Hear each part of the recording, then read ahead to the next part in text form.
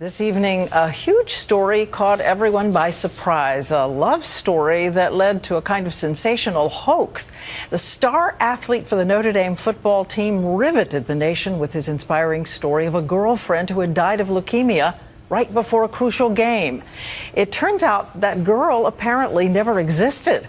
ABC's Dan Harris explains the incredible tale of fame and deception. It was one of the most dramatic and emotional stories in recent sports history. Manti, the star linebacker for Notre Dame, enduring the death of both his grandmother and then his girlfriend, Kekua, within just 6 hours. You take the love of my life. Last thing she said to me was, "I love you."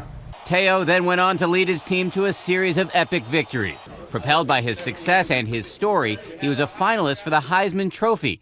All along, he spoke freely about his twin tragedies. My older brother called me, and he was just crying and crying and crying, and that's when I kind of knew, but I was still in denial. But tonight, word that girlfriend, Kekua, never existed at all. The story, first reported on the sports news website Deadspin, says she was a hoax and that the picture we all saw was of another woman who's very much alive and says she doesn't know Teo at all. Late today, Notre Dame released a statement that coaches were informed by Teo and his parents that the star had been the victim of what appears to be a hoax. The college says someone using the fictitious name Kekua apparently ingratiated herself with Manti and then conspired with others to lead him to believe she had tragically died of leukemia.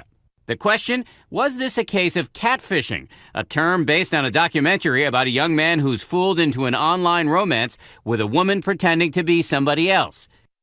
Teo himself has now issued a statement to our partner network, ESPN, saying he developed what he thought was an authentic, emotional relationship with a woman he met on the internet and that they communicated both online and on the phone.